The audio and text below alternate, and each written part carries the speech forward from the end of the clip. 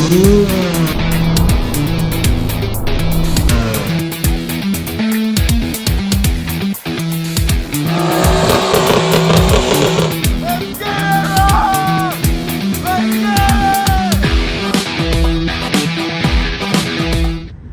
day 3, back-to-back uploads, videos, Skyline upgrades, replacing old worn-out bushings.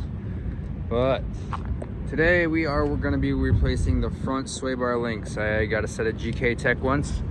Let's see what's in the box. Alrighty, so in the box here we have sway bar links. These are also adjustable, super cool with that. So when you're slammed out and when you are raising your car, either or, whatever you want to do there, lock nuts both sides, nice hard poly bushings, great quality, easy install. All right, now just like the rears, I've never done front sway bar linkages either. Today is going to be a little bit of just figuring it out. I think we're going to kind of do the same deal as we did yesterday. I'm going to jack up the front on one side, lower it down onto that old van alternator that I had laying in there. It's just whatever I had just to make things work, and then bust the sway bar linkages loose and see what kind of operation we have going on here. And we're going to do this side first, so we have the wheel turned that way. I'm going to jack it up and then we'll get under there and show you what's going on.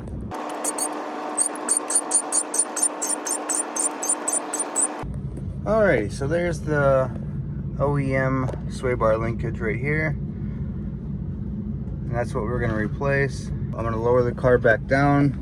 I got my little alternator sitting there, and we're going to put the pressure back on here, and it should make it a little easier to bust that top one loose at least. Alright, today we got Tom's Mountain Racing hat for a phone holder. He's the guy that does all my suspension on my dirt bikes.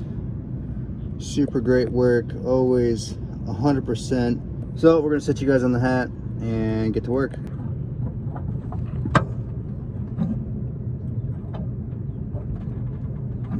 Oh yeah, those things are shot.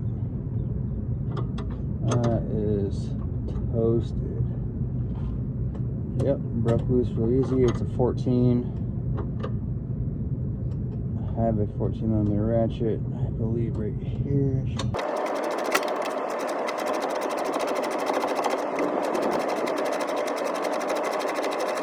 Alright, top one's out. It's 14 as well. So it's gonna be a knuckle buster, I'm sure.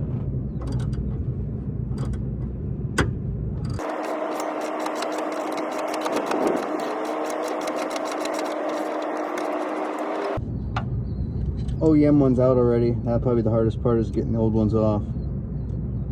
So let's do a comparison, and then we're gonna get them to the right height and put the new one in.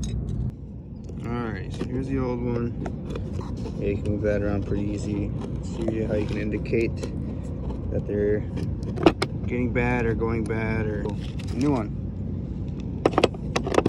So now what we're gonna do is, well, they're pretty close already. Pretty close. My car's lower just a hair, so I'm going like the width of a washer lower.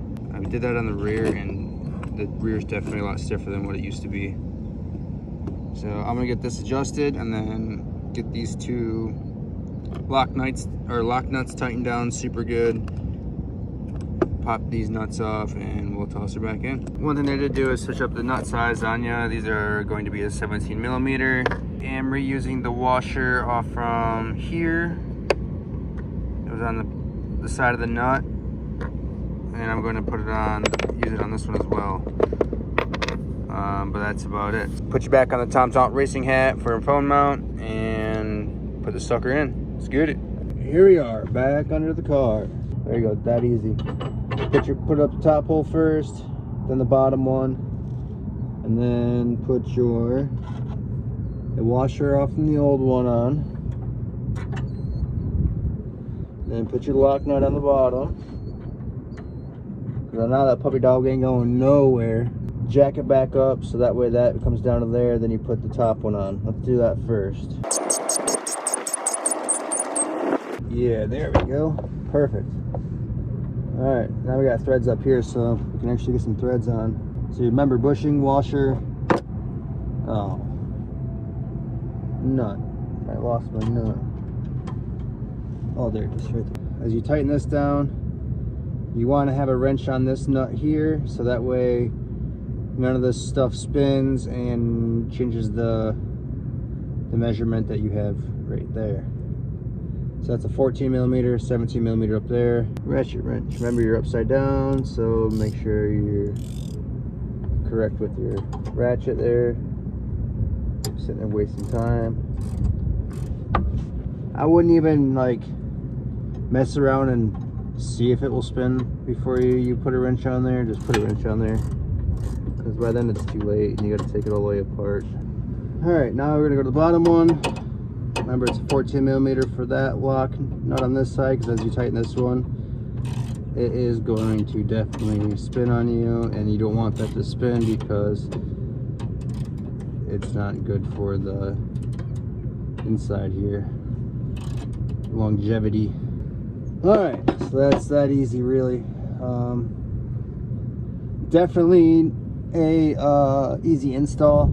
I've never done one of those before, so to be able to do it like that, yeah, I'm a little bit mechanically inclined, but super adjustable, bolt-on replacement, probably an upgrade. No matter what, it's an upgrade from your 35-year-old OEM bushings. So now we're gonna do the same thing on the other side. We're on the other side now, technically the passenger side. See, that one just shot too. I'm gonna put you on a little time lapse on this side. I'm gonna do the exact same thing I did on the other side.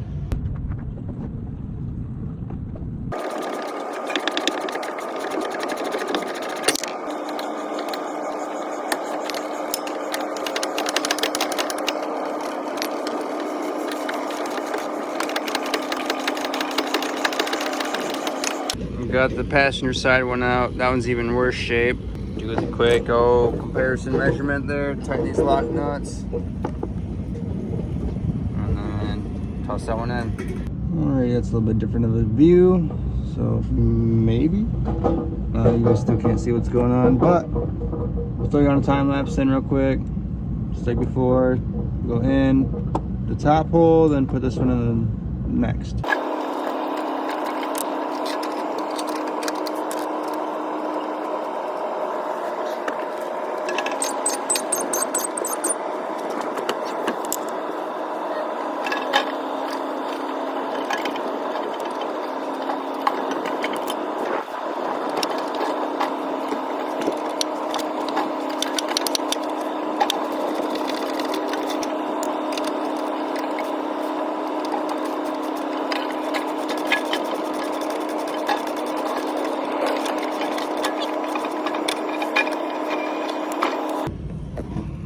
Alrighty, there's the second side. So that's all tightened down, adjusted, ready to rip.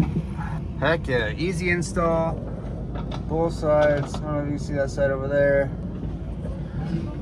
Definitely highly recommend ordering from GK Tech. They're just top of the line-ish for the bang for the buck. How about that? Bang for the buck, GK Tech.